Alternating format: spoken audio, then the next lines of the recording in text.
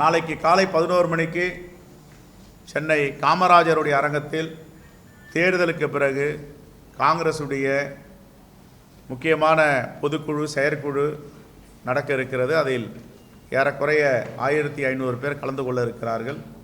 தேர்தலோட முடிவுகள், காங்கிரஸ் பேரியக்கத்தின் கட்டமைப்பு வலிமை பெற செய்வது போன்ற இதெல்லாம் வாதிக்க இருக்கிறோம். எங்களுடைய அகில இந்திய பொதுச் செயலாளர் திரு டாக்டர் அஜய்குமார், டாக்டர் ஸ்ரீவில்லி பிரசாத் வர கலந்து கொள்ளுகிறார்கள் புதுடெல்லியிலிருந்து. நம்முடைய தலைவர் பெருமக்கெல்லாம் நாளைக்கு அதில் பங்கு பெறவிருக்கிறார்கள்.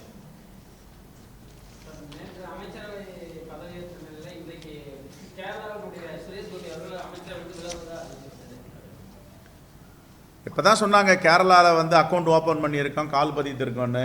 இன்றைக்கே அவர் அமைச்சர் வேண்டாம், பார்த்துருப்பார் ஒரு நாளில் பாஜகவுடைய சவகாசம் எப்படி இருக்குது, ஆட்கள் எப்படி இருக்காங்கன்னுட்டு. ஆபத்தானவங்க, தேசத்திற்கு எதிரானவர்னு புரிஞ்சிருப்பார். ஆகையால் எனக்கு அமைச்சர் பதவியே வேண்டாம், கேரளா மக்களிடம் பதில் சொல்ல முடியாதுன்னு தூக்கி எறிஞ்சிட்டு வெளியே வந்திருக்காரு.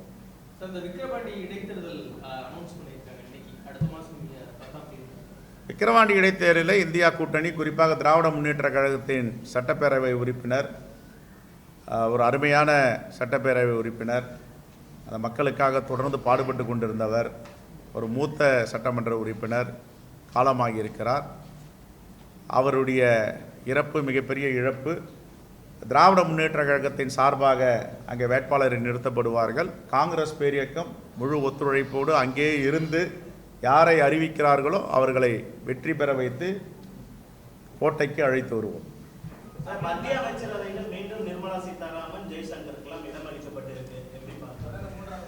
அக்கா தமிழிசை சவுந்தரராஜன், ஏற்கனவே சொன்ன தமிழிசை சவுந்தரராஜனை மேதகு ஆளுநராக இருந்து நீ ராஜினாமா பண்ணிட்டு போயிட்டு தென் சென்னையில் போட்டிடுங்கன்னு ஆணையிட்டது அவங்க தலைமை.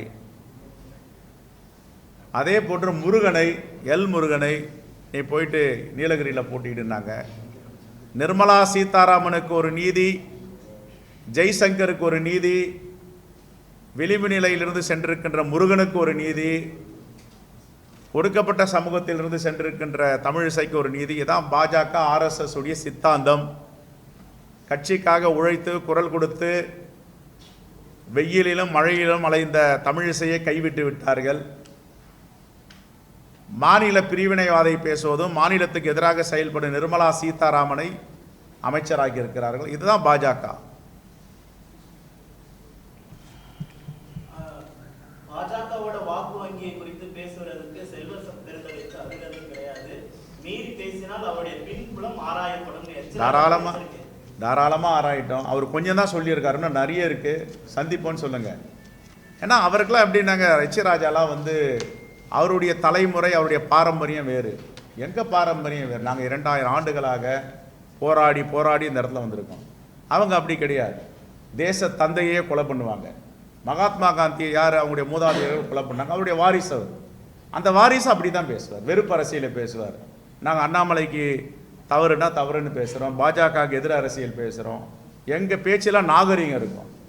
ராஜா நீதிபதிகளை மிரட்டுவார், நீதி அரசர்களை மிரட்டுவார், காவல்துறையை மிரட்டுவார், அரசாங்கத்தை மிரட்டுவார், எல்லாரையும் மிரட்டுவார். காலகாலமாக 2000 ஆண்டுகளாக எங்களையும் மிரட்டி மிரட்டி பார்த்தாங்க, முடியல. இப்போ நாங்கள்லாம் மேலே வந்திருக்கோம், இன்னும் கொஞ்சம் மிரட்டி பார்க்கன்னு மிரட்டுறாரு. அவர் உண்மையிலேயே ஒரு அரசியல் தலைவராக இருந்தால் நேருக்கு நேர் வாதம் பண்ணலாம் வர சொல்லுங்கள். அவங்க பாரம்பரியம் என்ன, அவங்க பின்னணி என்ன, எங்கள் பின்னணி என்னான்னு சொல்கிறோம்.